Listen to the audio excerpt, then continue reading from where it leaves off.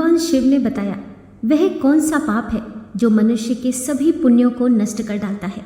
ऐसा वह कौन सा पुण्य है जो मनुष्य के सभी पापों का नाश करता है, और ऐसा वह कौन सा पाप है जो उसके सभी पुण्यों को नष्ट कर डालता है। आज इस कथा में हम जानेंगे कि स्वर्ग जाने का असली हकदार कौन होता है, और वह कौन सा पाप है जिसे करने वाले व्यक्ति को नरक जाने से कोई नहीं रोक सकता। प्राचीन समय की बात है, एक बार नारद जी भगवान शिव जी के पास पहुंचते हैं और भगवान शिव से पूछते हैं, हे प्रभु, कुछ मनुष्य पाप करने पर भी स्वर्ग में क्यों जाते हैं और कुछ मनुष्यों को पुण्य करने के बावजूद भी नरक में क्यों जाना पड़ता है। ऐसा वह कौन सा पाप है जो सभी पुण्यों को नष्ट कर डालता है, और वह कौन सा पुण्य है जो समस्त पापों को भस्म कर डालता है। तब भगवान शिव कहते हैं, नारद, आज आपने संसार के कल्याण हेतु उत्तम प्रश्न किया है। इसी संदर्भ में आज मैं आपको एक अत्यंत प्राचीन कथा सुनाता हूँ, जिसे सुनकर आपको आपके सभी प्रश्नों के उत्तर मिल जाएंगे। इसीलिए आप इस कथा को ध्यान से सुने। भगवान शिव कहते हैं, नारद, पूर्व काल की बात है, एक नगर में एक ही समय पर 5 मनुष्यों की मृत्यु हो जाती है, और वे सभी मृत्यु के पश्चात यमलोक में पहुंच जाते हैं। यमलोक पहुंचने पर वहां का दृश्य देखकर वे सभी भयभीत हो जाते हैं। यमलोक में विशालकाय आकार वाले यमराज स्वर्ण से बने सिंहासन पर विराजमान होते हैं। उनके पास चित्रगुप्त बैठे होते हैं, जिनके पास सभी प्राणियों के कर्मों का लेखा जोखा रखा हुआ है। यम के दूत प्राणियों को आगे धकेल रहे होते हैं।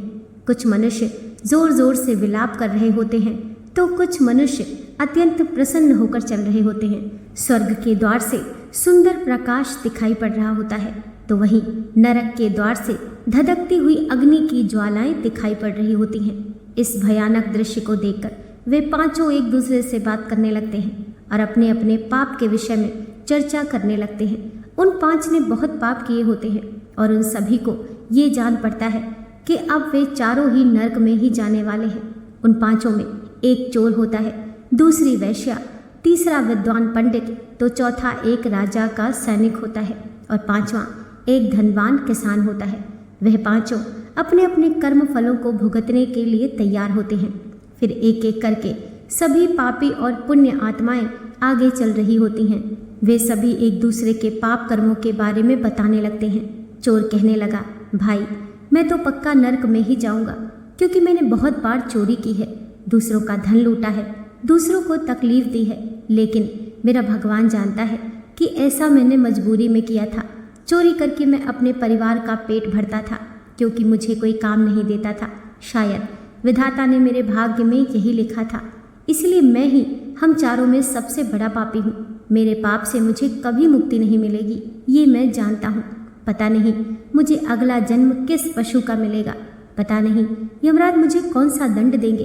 इसके बाद वैश्या कहती है, भाई, हम चारों में मैं ही सबसे बड़ी पापिनी हूँ।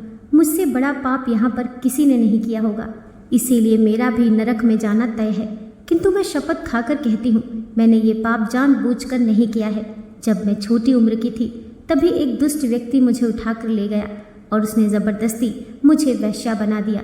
मैंने ना चाहते हुए भी कई पुरुषों से संबंध बनाए हैं। मेरे पास जीवित रहने के लिए यही एक उपाय बचा था। मैं करती भी तो क्या करती, मेरे पास इतनी शक्ति नहीं थी कि मैं उस दुष्ट व्यक्ति से लड़ सकती। पता नहीं किस पाप के कारण मुझे इस जन्म में वैश्या बनना पड़ा, और न जाने आगे मुझे किस पशु के रूप में जन्म लेना पड़ेगा। मेरे पाप से ये जान पड़ता है कि मैं भी पक्का नरक में ही जाऊंगी। हम चारों में सबसे बड़ी पापनी तो मैं ही हूँ। वैश्या की बात सुनकर वह सैनिक कहने लगा कि मैंने भी बहुत पाप किए हैं। मैं राजा का सिपाही था, इसीलिए मैं लोगों के साथ जोर ज़बरदस्ती करता था। मैंने ना जाने कितने मासूम लोगों को सताया है, ना जाने कितने निर्दोष लोगों को मेरे हाथों से दंड मिला है। यमराज मुझे कभी क्षमा नहीं करेंगे और मैं निश्चित ही नरक में जाऊंगा। लेकिन मैंने ये सभी पाप जानबूझकर नहीं किए हैं। अपने प्राणों के भय से और परिवार के पालन पोषण के लिए मुझे ये पाप करने पड़े। हमारा राजा जो कहता था उसका पालन हमें करना ही पड़ता था। राजा के विरुद्ध भला कोई साधारण मनुष्य कैसे जा सकता है। ये सभी पाप करते हुए मुझे अत्यंत दुख भी होता था, और मैं जानता था कि ये पाप करने से मुझे नर्क की ही प्राप्ति होगी। किंतु परिवार के मोहवश मैंने ये काम किया। लेकिन पाप तो पाप होता है, पाप करके पश्चाताप करने का क्या फ़ायदा। इसीलिए मेरा नरक में जाना तो तय है। उसके बाद वह विद्वान पंडित बोलता है, भाई हम चारों में से सबसे बड़ा पापी तो मैं हूँ। तुम लोगों ने जो पाप किए हैं वह जाने अनजाने में किए हैं, या किसी ने तुमसे ज़बरदस्ती करवाए हैं या मजबूरी में करना पड़ा। किंतु मैं तो विद्वान था, मैं सब सत्य जानता था, मुझे सच और झूठ का ज्ञान था, लेकिन फिर भी मैंने धन के लोभवश पाप किए हैं। शास्त्रों में कहा गया है कि जो जानकर भी पाप करता है वह निश्चित ही नरक में गिरता है। मैंने अपने ज्ञान का दुरुपयोग किया है। मैंने अपने ज्ञान का उपयोग लोगों की सहायता के लिए नहीं बल्कि धन को कमाने के लिए किया है। मेरे घर की स्थिति अत्यंत खराब थी।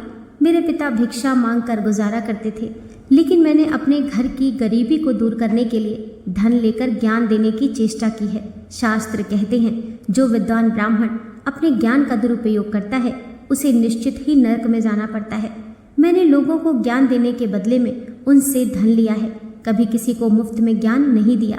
इसीलिए आप चारों में सबसे बड़ा पापी तो मैं ही हूँ और मुझे ही नरक में जाना पड़ेगा। उन चारों की बात सुनकर वह धनी किसान हंस पड़ा और बोलने लगा, तुम चारों तो इतने बड़े पापी हो कि तुम लोगों को नरक में जाना ही पड़ेगा। तुम लोगों ने घोर पाप किए हैं और इसीलिए यमराज तुम लोगों को कभी माफ़ नहीं करेंगे। यहाँ पर मैं अकेला ही सबसे अधिक पुण्यवान हूँ। मैंने अपने जीवन में बहुत पूजा पाठ किया है, ब्राह्मणों को दान दक्षिणा दी है। मैंने मृत्यु से पूर्व गाय का दान भी किया है और अब मेरे सभी पुत्र मेरी आत्मा की मुक्ति के लिए बड़े कार्यक्रम का आयोजन कर रहे हैं। वे मेरे लिए श्राद्ध, दान तर्पण कर रहे हैं, यज्ञ कर रहे हैं। मेरी 3 पत्नियां और 5 पुत्र हैं।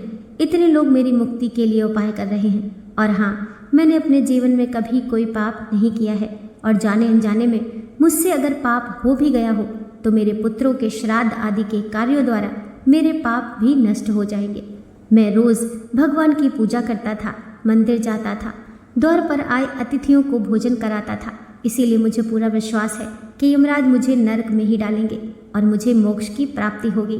फिर वे पांचों धीरे धीरे आगे बढ़ने लगते हैं और फिर जब उनका समय आता है तो उन पांचों के पाप और पुण्य के कर्मों का लेखा जोखा किया जाता है।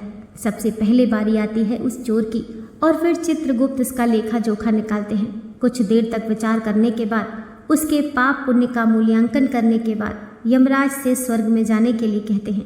इस निर्णय को सुनकर चोर बड़े आश्चर्य में पड़ जाता है और बड़ी ही प्रसन्नता से वह स्वर्ग के दरवाजे की ओर चला जाता है। अब वैश्या की बारी आई। चित्रगुप्त वैश्या का लेखा जोखा निकालते हैं और कुछ देर तक विचार करने के बाद उसके पाप पुण्य का मूल्यांकन करके यमराज उसे भी स्वर्ग में जाने के लिए कहते हैं। इस विचित्र निर्णय को सुनकर वह वैश्या भी आश्चर्य में पड़ जाती है। उसे यमराज के निर्णय पर विश्वास नहीं होता है और वह बिना कुछ कहे ही बड़ी ही प्रसन्नता के साथ स्वर्ग के द्वार की ओर चली जाती है। फिर तीसरी बारी आती है उस सिपाही की। चित्रगुप्त उसके भी कर्मों का लेखा जोखा निकालते हैं और कुछ समय विचार करके उसके पाप पुण्य का मूल्यांकन करके यमराज उसे भी स्वर्ग में जाने के लिए कहते हैं। इस निर्णय को सुनकर वह सिपाही भी सोच में पड़ जाता है और बड़ी ही प्रसन्नता के साथ वह स्वर्ग के द्वार की ओर निकल जाता है। चौथी बारी आती है उस विद्वान ब्राह्मण की।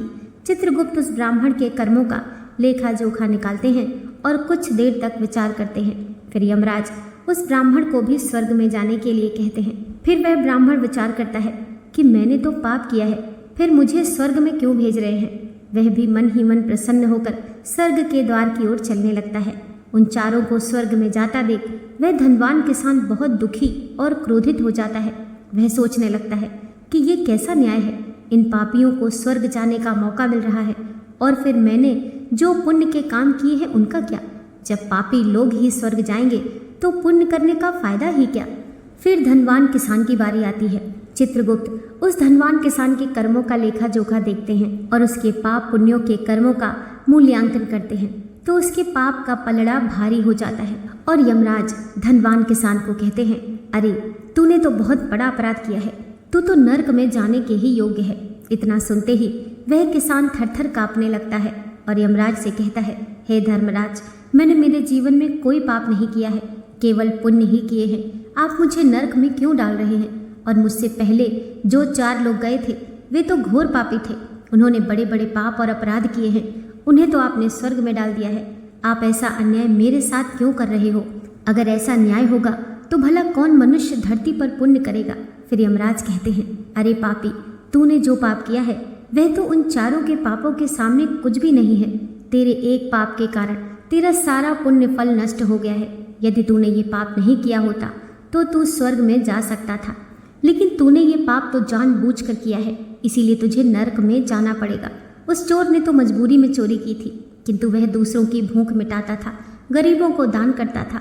उसने कभी किसी निर्दोष और गरीब व्यक्ति के घर चोरी नहीं की कि उसके पुण्य कर्म उसके पाप से अधिक थे। दूसरी जो वैश्या थी वह अपने मन से वैश्या नहीं थी, उसे जबरदस्ती डाला गया था। उस वैश्या ने केवल अपने शरीर को पीड़ा दी है, लेकिन बाकी कार्य तो उसने पुण्य के ही किए हैं। वह पशु पक्षियों को रोज दाना डालती थी, जानवरों की सेवा करती थी, इसीलिए उसका भी पुण्य पाप से बड़ा था।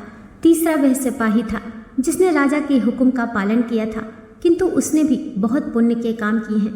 उसने कई बेसहारा लोगों की मदद की है, इसीलिए वह भी स्वर्ग में ही गया है। और चौथा वह विद्वान ब्राह्मण था। उसने अपने ज्ञान का दुरुपयोग अवश्य किया है, किंतु वह नित्य गाय की सेवा करता था, दान धर्म करता था, इसीलिए उसके भी पुण्य पाप से अधिक थे और वह भी स्वर्ग में ही गया। इतना सुनकर वह किसान बोला, हे धर्मराज, इन चारों ने जो भी पुण्य किए हैं वे तो मैंने भी किए हैं, बल्कि उनसे ज़्यादा किए हैं। फिर भी मैंने ऐसा कौन सा पाप किया है जो मुझे नरक में भेजा जा रहा है।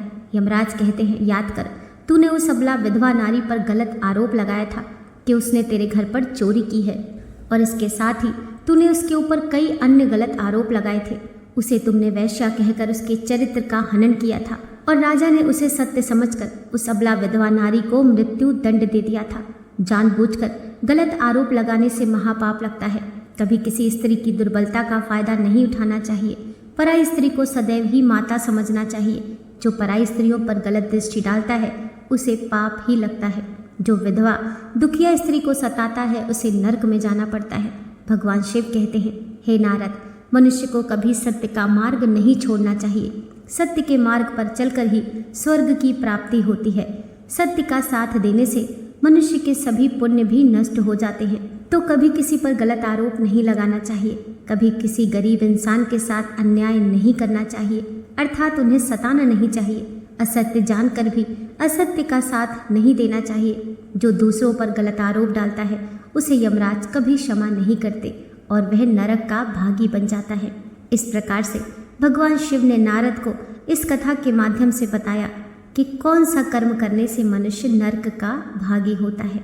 दोस्तों, आशा करती हूँ आज की कथा आपको ज़रूर पसंद आई होगी। वीडियो पसंद आई हो तो लाइक कीजिए, चैनल को सब्सक्राइब कीजिए। मिलते हैं नेक्स्ट वीडियो के साथ।